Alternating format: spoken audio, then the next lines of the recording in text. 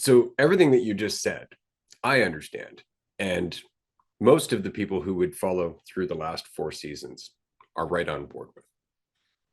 But for somebody who's just coming to this, I get the part what you're saying in terms of the idea of myself is not the truth. I'm not necessarily as worthless as I might think. I'm not necessarily how people perceive me. And that feels really good. I like that. That's easy to apply. That's something that I can immediately look at my current suffering and go, okay, that's great. So a lot of that might be exacerbated by how much I'm concerned about these things that I'm afraid people see in me.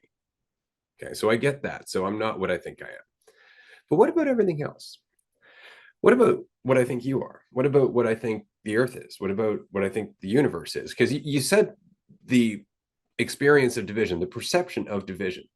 Now, if I'm new to this conversation, I don't understand what you mean because I'm used to looking at myself as a body, right? Like there's you and there's me, and we're having very different experiences. So, what do you mean by the perception of division? That is a fantastic question. I appreciate you asking that one. So, wanna, and I have a number of sort of go-to, I don't know, examples, analogies, things, and for this one of my favorite ones is cells in a body or even parts of our body. And so, for this situation, you have the perception that you are divided from me. The reality is the space in between us, which has been proven by science and us, is that everything is made out of the same base elements. You, air in between us, me, everything you see, same base element. So it's our conceptual ideas that divide those things. So for this example, take the body. And so, you have your finger, and down at the other end of your body, you have your toe. Are those divided? Technically speaking, no.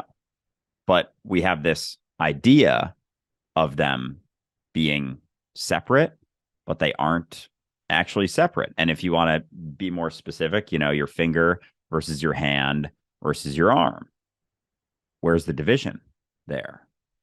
There isn't any. You can perceive division, which is why you can point to a finger and say that's the finger, and you're like, yeah, I don't know, it's somewhere around that last knuckle that it's divided, but there's no division, there's no gap in that. It's conceptual, it's made up essentially. And so when it comes to us, it's the same thing. Like, you are reality. Everything you're walking through is reality. It's all you. And we come up with these labels for things that allow us to take that perception of division very seriously. And a follow-up that people always go to with this is, okay, well then why, when someone punches me, you don't feel it if you're me? And it's the same as in this example, the finger versus the toe. You stub your toe, does your finger feel it? No. I mean, it does as the body if it recognizes what the reality of it actually is, but it's doesn't mean that that experience is going to be had by it. Or it's like on a tree. The leaves on one side are getting sun, the leaves on the other side are in the shadows.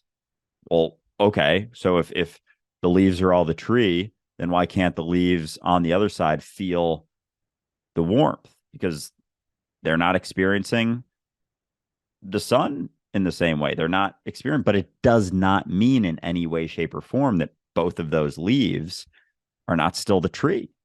And so that's what the this recognition comes down to. And there's a depth to that. Like, it's all kind of comes down to a core in a sense, and we build all of these ideas on top of it and are looking at everything as conceptual ideas. So I say far, it's not far because there's not a distance, but it's with enough fogginess or cloudiness between what we take to be serious and believe to be the truth versus what's actually left when we recognize that none of those labels or stories or things we say about anything can adequately express what they are. So, what you're saying then, in the example of the tree and the leaves on either side, is that the leaves are not simply experiencing their own individual experience, but they are actually the collective experience of the tree. Like both scales are happening. The tree is experiencing its leaves, but the leaves are experiencing their leafiness, if that makes sense. And I really like the way that you put that. I do have more questions, obviously, because this is something that's very difficult to wrap your head around, especially when you're used to looking at things in a certain way. So, as we said in episode 1, season 1, when you asked, okay, well, you can't wave my hand, and you waved your hand. And I said, well, oddly enough, I just did. It's the same thing. The tree is waving your hand. I'm the tree. You're the tree. We might perceive ourselves to be different leaves.